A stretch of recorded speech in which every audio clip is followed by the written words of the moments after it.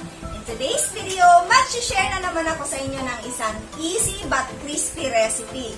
So ayan, before we start, kung bago kayo sa aking channel, don't forget to click the subscribe button and click the notification bell para lagi kayo updated sa aking mga new videos.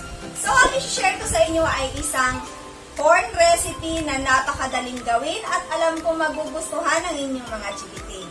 So ayan, para sa ating mga ingredients, eto na ang ating mga kailangan. Kailangan natin ng garlic,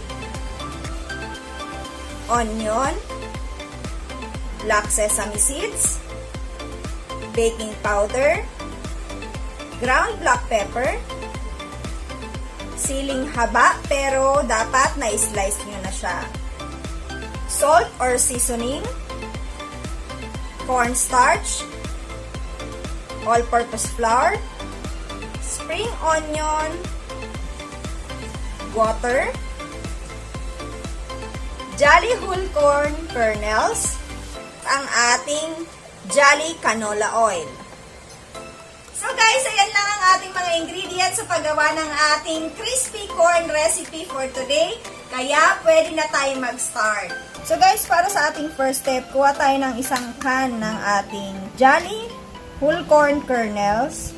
Yan. Napakadali lang nitong gamitin dahil easy open ang kanilang can. Next, kailangan lang natin i-drain yung ating corn.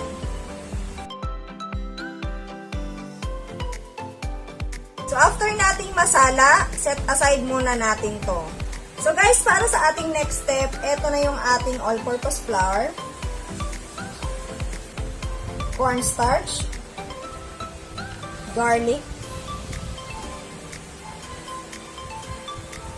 onion, siling haba,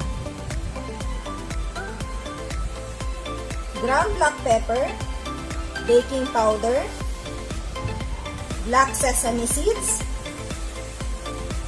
seasoning, at ang ating spring onion. Next, maglalagay lang tayo ng water. So, ang tubig ko ay medyo malamig.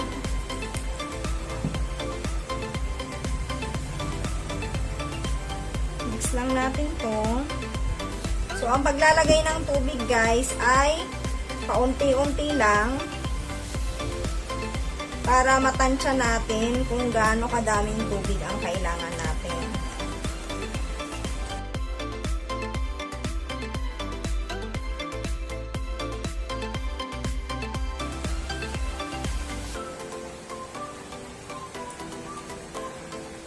So, ang hinahanap ko ditong mixture ay hindi masyadong malapot.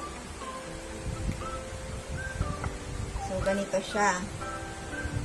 Yan. This time, ilalagay ko na yung aking 1 can na Jolly whole corn kernels. Then, imimix lang natin to.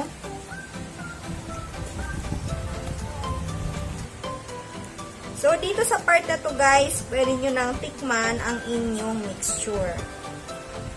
Kung sakto na ba yung salt na nilagay nyo or yung seasoning na nilagay nyo. So, etong ating mixture ay ready na. Ayan, mainit na ang ating kawali at maglalagay na tayo ng ating cooking oil. So, ang gamit kong oil dito ay Jolly canola oil. So, painitin lang natin ang ating cooking oil and then, pwede na tayong mag-fry.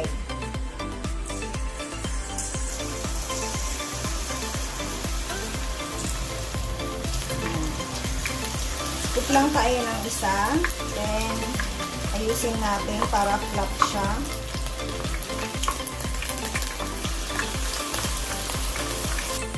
So, pag konti na lang yung mga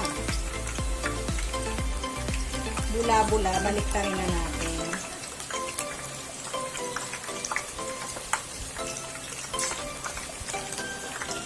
So, pag medyo golden brown na ang ating, yan, crispy ukoy, pwede nyo na siyang tanggalin sa inyong mantika. So, ayan, ready na siya. Tsura pa lang, crispy na.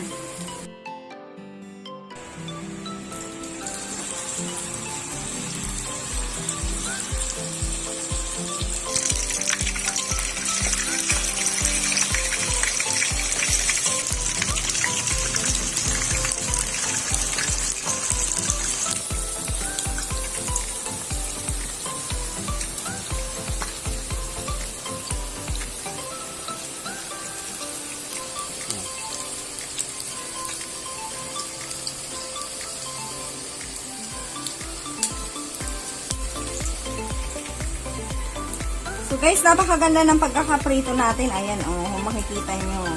Crispy ang look.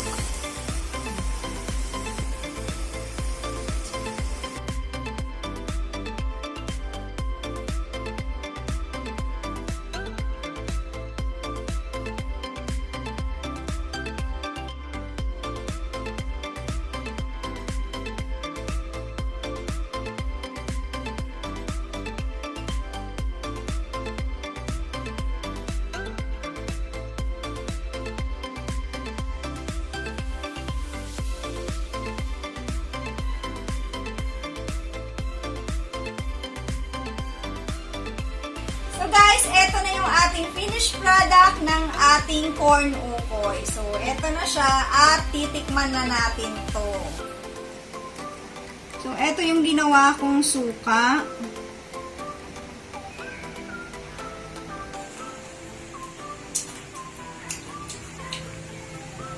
Maanghang na yung suka. Nilagyan ko kasi siya ng siling haba.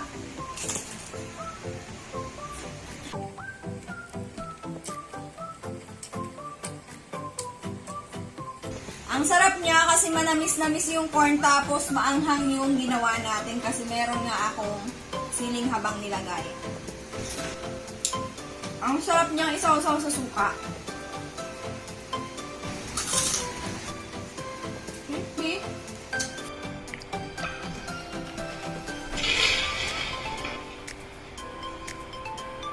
So guys, sana i-try nyo tong ating recipe ng ating corn ukoy dahil napaka-affordable ng mga ingredients na i-share ko sa inyo at sa isang lata ng ating Jolly Whole Corn Kernel ay makakagawa kayo ng 15 pieces na corn ukoy. So ayan, napaka-affordable, diba?